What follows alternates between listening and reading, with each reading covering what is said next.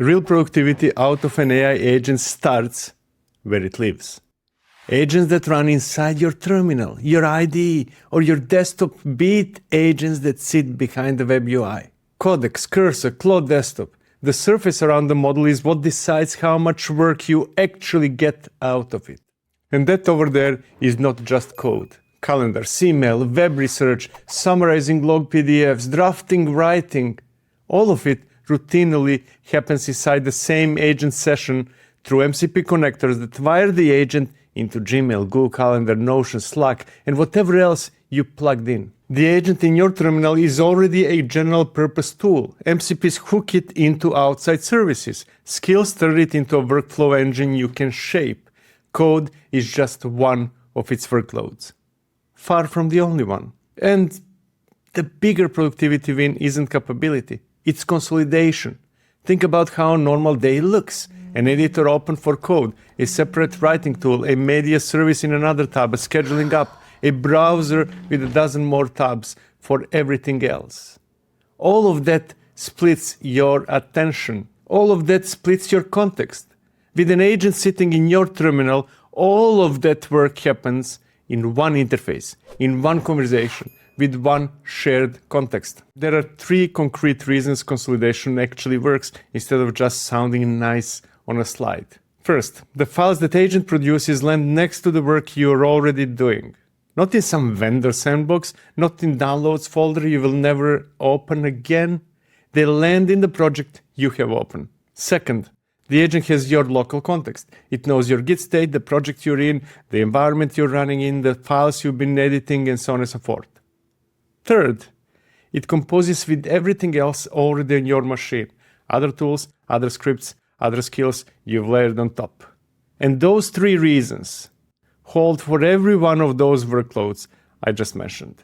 Not just code. And the piece that makes all of this possible is MCP. MCPs flip the direction of integration. The old model was that you exported your work to a vendor's website, you opened their app, did the thing inside their tab, copied the results back. The new model is opposite. You bring the vendor's capability into your laptop. The agent calls them. Your files, your context, your conversation, all of those stay where they are. And the next workload to slot into that loop, the one this whole video is about, is media. And that brings me to the part I've been holding back. Some of the clips you've been watching haven't even existed before I started writing the script. Even the one you're watching right now. Those few clips that broke up the talking head, me, the one at the very beginning, the scattered desk in the middle, the shot of me from behind a moment ago, none of them existed before I started writing the script. I generated them from inside Claude code, talking to Higgsfield through their MCP server, and they landed right here in this project directory where I'm working. Now, I have been using AI to generate media for a while, image, video, audio, you name it. Every single one of those tools assumed I would live inside their browser tab. Generate something, download it, drag it into my project, copy-paste prompts and outputs back and forth, then bounce back to the tab and do it again.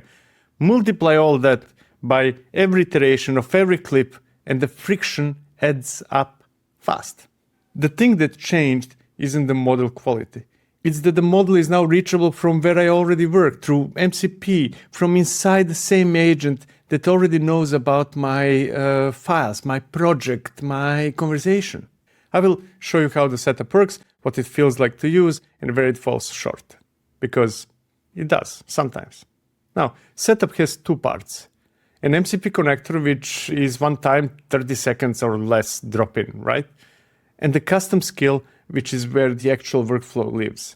Connector first. It's 6 lines. There we go. Simple. A server name, HTTP as a type, and a URL. That's the entire connector. The first time anything calls a Higgsfield tool, Claude Code prompts for an auth login. One time. Then you forget about it. Now, the same shape, same endpoint plugs into Claude Desktop, OpenCode, or whatever MCP-aware agent you happen to use. Different agents, more or less the same result. The connector is 6 lines, and you're done. The skill is where the actual workflow lives. So let's take a look. Now, That file over there is long. It's relatively long. Most of it is implementation detail, prompt rules, the headshot upload pipeline, how the skill marks kept clips in the manuscript, and so on and so forth. Things the agent does, not me. Now, let's skip all of that. The part that matters is workflow overview. 7 steps. 7, right?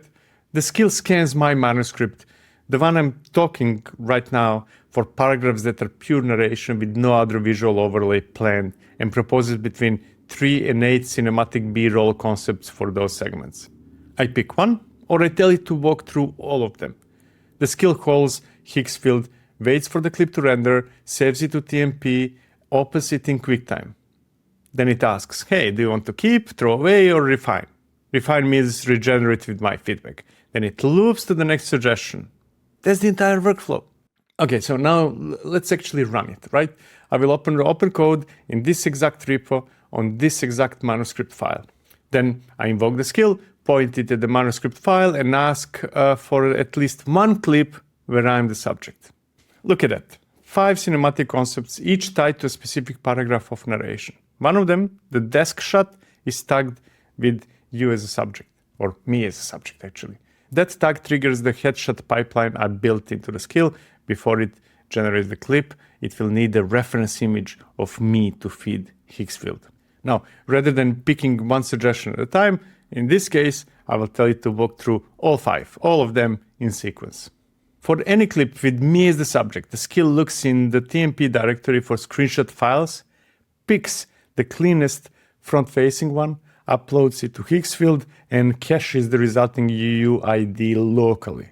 The cache means I pay for the upload once. Subsequent you as a subject clips reuse the same identity reference.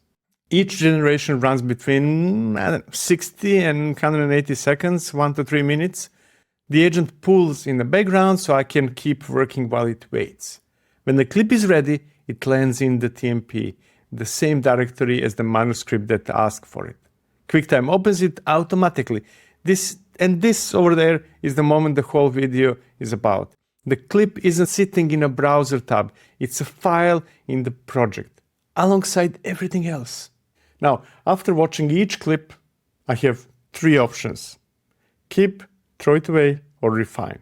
Throwing it away just deletes the file. Now, refining is the interesting one, and it's where the honest friction comes up. I tell the agent in plain English what's wrong with the current take. It rewrites the prompt, generates a new version, deletes the old one once the new one lands. Now, in this specific case, 2 of the 3 keepers in this run needed refines. Suggestion number 2, the cluttered desk shot, first came back with the actor facing away from her monitors. I asked for over-the-shoulder framing instead. The second take is what you saw earlier. Suggestion 5, the movie slate at the start of the video, took 2 refines. First take had a generic clapper, second take got the shape right but produced a blank wooden-looking slate, like an art class prop. The third take, after I specified the movie title and the names on the slate, is what you saw at the very start of this video. So, 5 concepts in, 3 keepers out, 2 discards, 8 generations in total. First take output is not trustworthy and the iteration cost it's real. Speaking of cost, I'm on Higgsfield Ultra annual plan, $125 a month for 6,000 credits. A Sidens 2.0 clip at 180p, 8 seconds, costs 72 credits, or roughly $1.5. The whole walkthrough, including the discards and the regions, landed around $12. Buying credits a la carte instead of subscribing pushes that closer to 24. In any case, either number is a fraction of stock licensing, hiring a videographer, or filming it myself. As for time, about 30 minutes for 8 generations. It's not nothing, but I wasn't sitting and waiting. I would kick off a generation, switch to another window, check back when it was ready. And that over there is the workflow, the friction and all. I'm an engineer. I'm a software engineer. I live in a terminal. But the workflow itself isn't really engineer specific. Claude Code is what I happen to use, but it doesn't matter which proper agent you pick. TUI like Claude Code, IDE like Cursor, desktop app like Claude Desktop. Take your pick. They get marketed as developer tools because that's where they were built first. But underneath all that, their general purpose. They can work with almost anything you point them at. The same agent I use to write code is a perfectly viable creative interface. For a video producer, for a journalist, for a researcher generating diagrams or summaries, for a marketer drafting campaign visuals, for anyone whose day involves generating media. And it is not a stretch. Higgsfield actual customer base is mostly creators and studios. That's who's paying for video generation in the first place. What MCP does is let that audience finally meet the agent audience. The same protocol I used to wire Higgsfield into Claude code is the protocol a video studio would use to wire Higgsfield into, let's say, Claude Desktop or anything else. Now, one honest thing before I get to the bigger argument, there's friction I haven't beaten, visual continuity across multiple clips, making them look like they came from the same project with the same character or the same color grade or the same lighting style. That still needs its own multi-step setup. Higgsfield called it soul character training. I haven't done it. I did it, but it doesn't really work. The workflow I walk you through is great for a single clip, right? It's not great at making 20 clips look like they belong together. That gap over there is real. Now, let's zoom out one more level. This isn't just Higgsfield bet. It's where the whole AI industry is heading. Specialized AI services like image, video, audio, search, design, take your pick, anything. They're all realizing they cannot compete with generic agents like Claude, Gemini, or whatever comes next. The generic agents have everything, the writing, the reasoning, the conversation, the local files, the tools. What's a single-purpose AI service supposed to do? Build its own version of all that? That over there is a losing battle. So they are flipping the strategy. Instead of trying to replicate what the agents do, they're enabling the agents to use them. Higgsfield's model selection feature is a small concrete example of what that looks like. Different shots with different models, CDNs for identity-preserving B-roll, Kling for cinematic motion, others for marketing style ads. I don't have to know any of that. I never have to learn 8 different APIs. The skill calls into Higgsfield. Higgsfield picks the right model. That's the specialist doing its job, being the best at media, including the parts I don't want to think about. Now, let's focus on specialized intelligence. Delegate everything generic to the agent. That's Higgsfield bet, and every specialist worth using will make the same bet. Trying to build a chat interface that competes with Claude Code or ChatGPT is not a fight worth picking. So, the new shape of AI products is this. The agent is the operating system. MCP is how specialized services plug into it. And the recipe is straightforward. A proper agent, terminal, ID, or desktop, doesn't matter which, combined with your local files, like projects, manuscript, Git state, remote capabilities plugged in via MCP, and skills that turn ad hoc prompts into repeatable workflow. In this video specifically, the local file was a manuscript, the remote capability was Higgsfield, the skill was manuscript B-roll suggest, the agent was Claude Code, and the orchestrator was me. That's the pattern. Generic browser chats like Claude.ai and ChatGPT can technically do most of this. They support MCPs, you can give them tools, they just suck at it, big time. No clean view of your files, no composition with the rest of your machine, and the loop gets clumsy fast.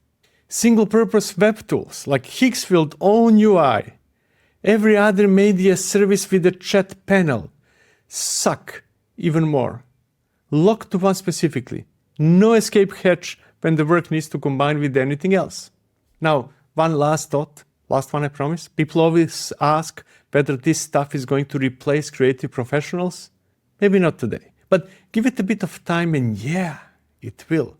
Same way, it's already replacing parts of what software developers used to do. Some of us, at least some of us, are already specialized orchestrators. Managers, really. We don't write the code anymore. We manage the AI agent that does. And that shape is coming for every profession where the work involves generating something. Writers, designers, journalists, marketers, they're going to be orchestrator as well. So the real question isn't whether the change happens. The real question is which side of it you end up on. You're either an orchestrator sitting next to your files, running a proper agent, plugging in the specialist capabilities you need, or you're whoever those orchestrators replace. Thank you for watching. See you in the next one. Cheers.